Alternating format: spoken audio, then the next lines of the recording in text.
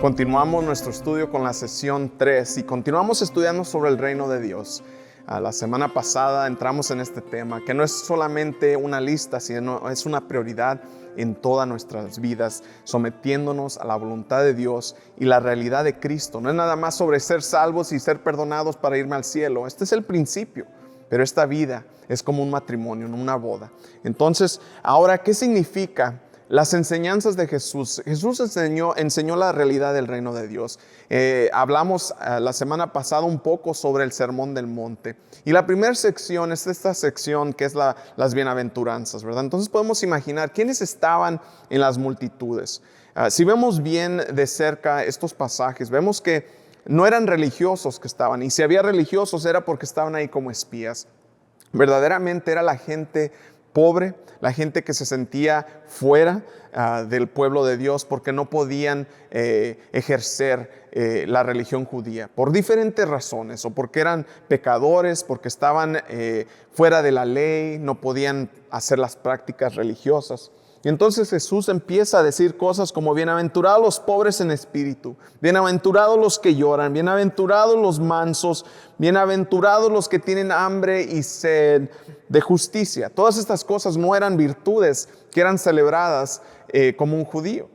Pero Jesús lo cambia totalmente. Esta realidad de estos son virtudes del reino de Dios. ¿Por qué? Simplemente porque esta era la gente que sabía que tenía la necesidad de Dios. En esta sesión queremos hablar de que la transformación no es externa. A veces pensamos que la transformación se trata sobre todas las cosas que podemos hacer para Dios, ¿verdad? Pero ¿dónde comienza la transformación? Es el nombre de nuestro estudio de esta semana. La transformación en este tiempo, los religiosos pensaban que era determinada por cuánto podía uno seguir la ley y las reglas, los ritos. Eran cosas externas. El resto del sermón vemos que Jesús empieza a hablar sobre la ley, empieza a hablar sobre la adoración, empieza a hablar sobre oración, enseñanzas, ayuno, todas estas prácticas externas que no demostraban devoción a Dios, sino que eran maneras de que ellos podían tener una plataforma para decir: mírame a mí, mira lo que yo puedo hacer. Eran maneras de ellos tener vanagloria. No era una vida sometida a Dios. Entonces tenían todo religioso. Externamente parecían como que si eran personas tan acercadas a Dios. Y Jesús les está diciendo: no, la transformación no es sobre expresiones externas de religiosidad. Es sobre transformación interna.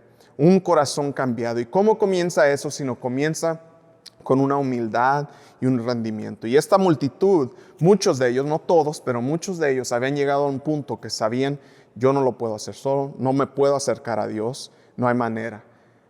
Y a ellos Jesús les da este buen mensaje, las buenas nuevas, de que el reino de Dios es accesible a cada uno de ellos. Si lo buscan primero, si siguen a Jesús y si permiten que Jesús entre en sus corazones para cambiarlos del interior. No externo. Lo externo es fruto y surge naturalmente de una vida y un alma transformada. Esto es lo que nos enfocamos en la sesión 3. Espero que tengan una buena semana.